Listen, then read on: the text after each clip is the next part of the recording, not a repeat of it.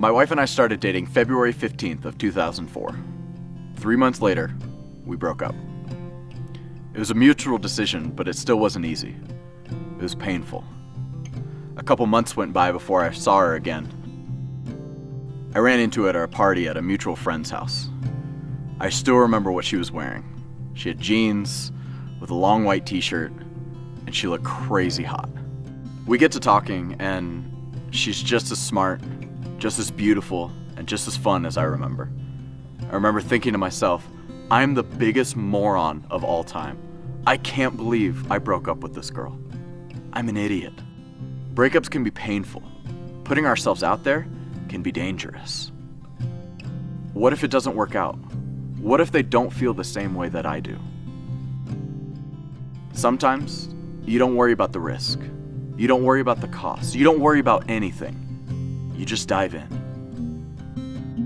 Sometimes the relationship starts out great.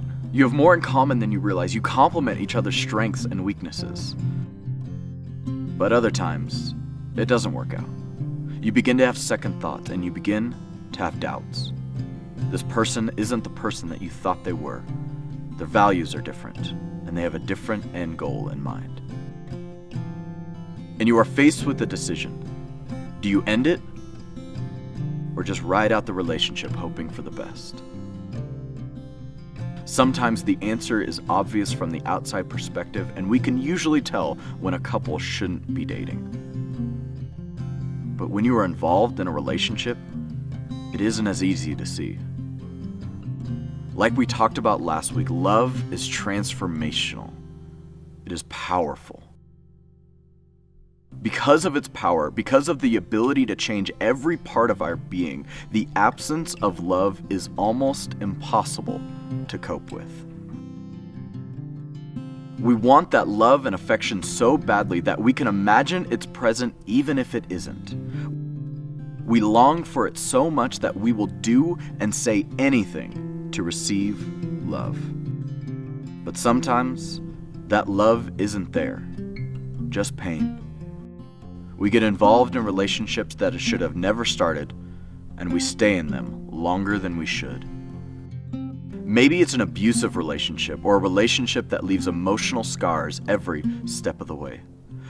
But I can't just leave them. I love them. I can't be on my own. We have been through so much. The thought of being alone scares us more than anything else. We think we will be left alone, out in the cold, with no one there to save us. This fear can cause us to make choices that don't seem logical to the outside world. You think only your boyfriend or girlfriend can fix your wounds, and you forget that they are the ones that caused them originally. You are caught in this vicious cycle that keeps leading to more and more pain. In the book of Proverbs, Solomon talks about a bunch of different topics: money, death, wisdom, hard work. But ironically, he talks the most about relationships. I say ironically because Solomon had over 700 wives. Think about that for a second. If he took every wife out on a date every single day, it would take him almost 2 years to meet all of them. It says in 1 Kings that eventually these wives turned his heart to other gods, and that his heart was turned away from the God of Israel. This is the guy we want to listen to relationship advice from? This is the guy that gathers us around and says, let me give you some wisdom about relationships. Solomon is like that friend that tells you to respect women but has dated half the school. He's like that friend that tells you to give a girl space, but then right after she breaks up with someone, he texts her, hey, we all know that guy. I think Solomon understands his mistakes when he writes this one sentence in Proverbs 14. He says, the way of man can seem right, but in the end, it leads to death. It's almost like Solomon is saying, don't make the same mistakes that I did. Don't involve yourself in toxic or abusive relationships. Don't involve yourself with these marriages that turn yourself away from God. Maybe the relationship felt right at the time. It started out great. It started out like this girl was the one. But eventually, it led to destruction, it led to pain, and it led to regret. Maybe the best decision that we can make for our relationship moving forward is to end some of the ones we have now. But that's easier said than done. Breaking up is difficult. It's painful. We are left feeling alone, feeling like no one is in our corner, like we are in the middle of nowhere. We feel lost. Like the famous poet Post Malone once said, "She told me that I'm not enough, and she left me with a broken heart. She fooled me twice, and it's all my fault. She cut too deep, and now she left me scarred."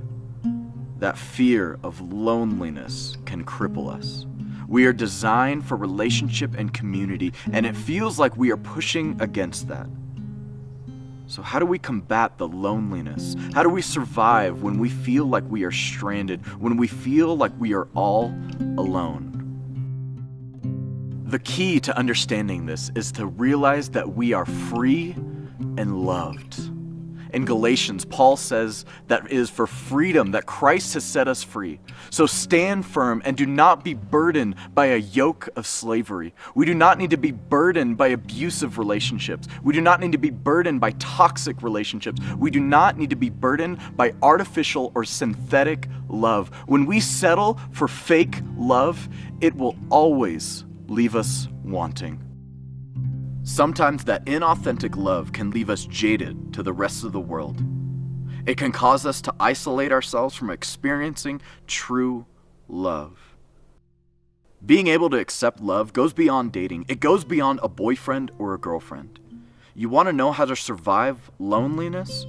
Realize that there is a God in heaven that will never leave you and never forsake you and will be with you every step of the way. Maybe you feel alone because of a recent breakup. Maybe you feel alone because it seems like all of your friends have turned their backs on you.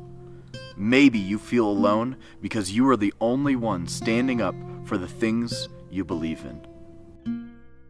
Christ died so that you can experience true love. In the book of Hebrews, it says that God will never leave you nor forsake you. A couple verses later, it says that Jesus Christ is the same yesterday, today, and forever. So essentially what it's saying there is that the God of yesterday will never leave you. The God of today will never leave you.